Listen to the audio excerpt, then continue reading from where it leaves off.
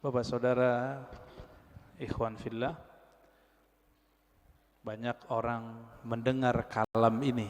Siapa yang kenal dirinya, maka kenal Tuhannya. Sering dengar ya? Man arafa nafsahu faqad arafa rabbahu. Siapa yang kenal dirinya, dia pasti kenal Tuhannya, Rabbahu. Imam Ibnu Qudamah itu menyebutkan redaksi yang berbeda. Man arafa qalbahu arafa rabbahu. Siapa yang mengenal qalbunya, maka dia akan kenal yang membolak-balik qalbunya, yaitu Allah Subhanahu wa ta'ala. Ada yang bertanya, ini hadis atau bukan? Nah, ini pertanyaannya dua sebenarnya. Ini hadis atau bukan, lalu maknanya apa? Setelah kita teliti, ilmu hadis itu, Bapak saudara makan Allah, jika kita buat pemetaan ilmu keislaman, bahkan semua ilmu di dunia itu dapat dirumuskan jadi 4 cara mengetahuinya, disebut epistemologi, bahasa Arabnya madarikul ulum. Bagaimana cara mengetahui suatu hal? Yang pertama lewat indera, bukti-bukti fisik. Yang kedua akal, kita pikirkan kita tahu. Yang ketiga kita tes. Yang keempat pakai spiritual, pakai rohani. Ilmu hadis itu yang pertama. Jadi ilmu hadis dia ilmu bukti fisik, mesti didengar, mesti ada bukti fisiknya. Maka secara ilmu hadis, hadis ini tidak bersumber dari Rasulullah sallallahu alaihi wasallam. Dari siapa ketemunya? Ternyata ketemu perkataan seorang ulama salaf namanya Yahya ibn Mu'az ar-Razi. Yahya bin Mu'az ar-Razi. Yahya bin Mu'az ar-Razi ini ulama ahli qalbu di zamannya. Beliau wali besar. Kalam-kalamnya itu bukan lagi kalam kayak kita. Dia jika berkalam, kalamnya itu hampir mirip dengan kalamnya Nabi sallallahu alaihi wasallam, sehingga dikira ketika dia berkalam begitu, itu kalamnya Rasulullah sallallahu alaihi wasallam. Itu secara apa? Ilmu hadis. Siapa yang mengatakan itu? Imam Nawawi, lalu diikuti oleh Imam Suyuti dan imam-imam yang lain. Jadi secara ilmu hadis nggak ketemu di Sahih Bukhari, nggak ketemu di Sahih Muslim, nggak ketemu di Sunan Abu Dawud, Tirmizi, Nasai, nggak ketemu. Ketemunya di perkataan-perkataan ulama. Nah, jadi tolong Bapak saudara makan Allah yang hobi ngaji tasawuf, harus tahu bab ini secara ilmu hadis. Ilmu hadis pendekatannya bukti fisik, disebut dengan empirik ya. Tapi ada seorang imam namanya Ibnu Arabi yang beliau menggabungkan ilmu zahir dan batin. Beliau ini ahli hadis, tapi lebih dikenal sebagai ahli qalbu. Guru hadisnya ratusan. Buktinya beliau meriwayatkan hadis-hadis langsung dengan sanadnya kepada Rasulullah sallallahu alaihi wasallam. Jadi dia sebutkan dari gurunya sampai kepada Nabi Muhammad sallallahu alaihi wasallam. Ibnu Arabi ini dia bermimpi bertemu Rasulullah. Di dalam hadis yang sahih dikatakan man ra'ani fil manam faqad ra'ani. Siapa yang bertemu aku dalam mimpi, dia betul-betul bertemu aku. Fa inna syaitana la yatamatsalu bi. Karena syaitan tidak dapat menyerupai aku. Ibnu Arabi mengatakan ciri-ciri wali Allah itu kalau dia mimpi dia sadar dia lagi mimpi. Ibnu Arabi mimpi ketemu Rasulullah dan dia sadar ini pasti mimpi karena Rasulullah sudah wafat. Lalu apa yang beliau lakukan? Beliau bingung dengan hadis yang tadi, secara ilmu hadis tidak ketemu sumbernya. Maka beliau katakan, wahai Rasulullah, kata ahli hadis ini enggak ada sumbernya, bukan kalam engkau. Apakah benar demikian? Dijawablah oleh Rasulullah dalam mimpinya, bukan, itu kalamku wahai Ibnu Arabi. Ketika dia bangun, maka dia malu mengatakan ini bukan hadis Nabi sallallahu alaihi wasallam. Kenapa? Minimal mimpi ini benar untuk dirinya, meskipun belum tentu benar untuk orang lain. Inilah asbabnya kenapa kalam ini kemudian menjadi ambigu. Apakah ini kalam Nabi atau kalam Yahya ibn Muaz Ar-Razi? Ya, ini secara gabungan nih. Mimpi masuk kemana? Satu tadi empirik, bukti fisik. Mimpi yang nomor 4, zauq, intuisi, qalbu, ruh. Itu mungkin nggak ini dibuktikan?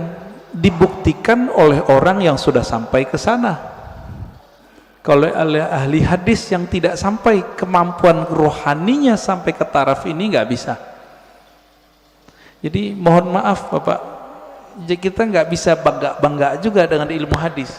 Ilmu hadis itu sendiri mirip kayak ilmu saintifik yang lain, eksak yang lain sama.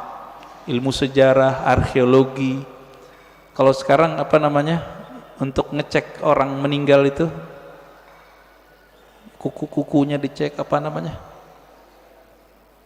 Ya, forensik gitu ya. Jadi bukti fisik semua. Ilmu hadis mesti berdasarkan zahir fisik. Oleh karena itu, Bapak, saudara yang bukan Allah, jika berdiskusi dengan ahli hadis, sulit kita ngungkit-ngungkit yang nomor 4 ini. Dia pasti yang nomor 1.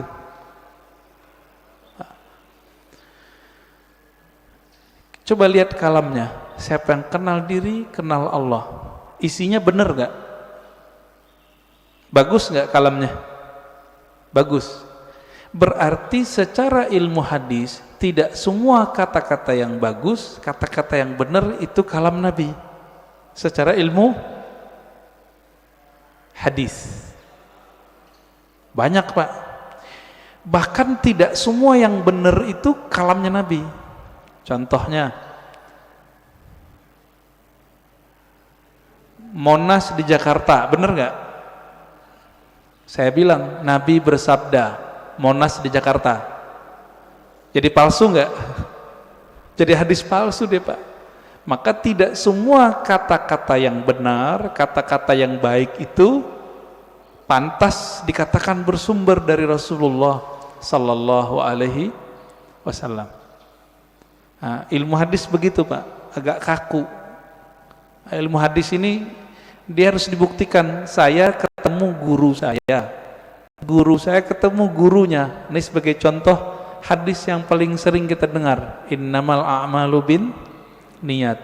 Hadis ini Imam Bukhari mengambilnya dari ahli Mekah, namanya Humaidi. Gimana ketemunya? Oh, ternyata Imam Bukhari melakukan rihlah sekaligus haji. Bertemulah dengan Imam Al-Humaidi, murid dari Imam Syafi'i. Terbukti, secara ilmu hadis dikatakan muttasil, hadisnya nyambung. Makanya innamal a'malu binniyat hadisnya sahih, ditaruh di nomor 1 dalam Sahih Bukhari. Imam Bukhari sering mimpi ketemu Rasulullah, iya, tapi mimpinya dia tidak taruh di bab hadis. Ada seorang imam namanya Al-Baihaqi, punya kitab judulnya Syu'abul Iman dan Zuhud. Di kitab beliau menukil kalam Nabi tapi yang didapat orang dalam mimpi. Dan itu populer Pak di masjid-masjid kita, khotib-khotib kita dulu. Tahun 2006 seorang profesor nelpon saya dulu di UIN. Saya waktu itu masih kuliah.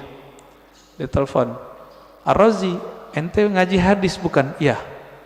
Saya mau khutbah besok. Tapi bingung ini hadis itu bukan." Wah, kita kaget Pak, profesor masih mau nanya sama mahasiswa. Akhirnya saya katakan, "Hadis apa, Prof?" "Hadis siapa yang hari ini sama dengan kemarin maka dia merugi." Tahu hadis itu ya? Yang hari ini lebih buruk dari kemarin maka dia terlaknat. Saya senyum, "Maaf Prof, itu bukan hadis, tapi itu kalam yang didapat oleh Imam Abdul Aziz bin Rawat dalam mimpinya." Kata, "Aduh, sombong kali ya ini orang, tas baru, cincin baru, gelang baru." Aziz bin Rawat dalam mimpinya. Kata Imam Baihaqi, qala Abdul Aziz bin Rawat, berkata Abdul Aziz bin Rawat, "Ra'aitun Nabiyya sallallahu alaihi wasallam fil manam yaqul." Aku mendengar Nabi sallallahu alaihi wasallam di dalam tidur berkata. Kata di dalam tidurnya dihilangin oleh khotib-khotib. Sehingga jadinya gimana? Aku mendengar Nabi bersabda, "Siapa yang hari ini sama dengan kemarin fahuwa maghbun. Siapa yang hari ini beda dengan kemarin, lebih buruk dari kemarin, fahuwa mal'un, terlaknat." Nah itu. Ini disebut hadis mimpi. Tapi ingat, hadis mimpi bukan hadis secara ilmu hadis. Tapi kalau versi yang keempat itu hadis Pak. Maka versi keempat hadis Nabi gak berhenti sampai sekarang berlanjut. Menurut versi yang keempat, dari mana buktinya? Buktinya Nabi sendiri mengatakan, siapa yang bertemu aku dalam mimpi, dia betul-betul bertemu aku. Loh, tahu dari mana ketemu Nabi? Kalau ingin dibuktikan, buktikan secara fisik. Baca cerita Nabi, fisik Nabi, Syama'il Nabawiyah, perhatikan mimpinya, sama atau tidak. Ini mazhab ahli hadis. Ahli hadis mensyaratkan jika mimpi ketemu Nabi, mesti karakter yang kita lihat sama seperti yang di hadis. Contohnya, Nabi suka pakai baju hijau, pakai serban, terus pakai tutup, ya, ada yang mirip Sayyid Muhammad Alawi Al-Maliki.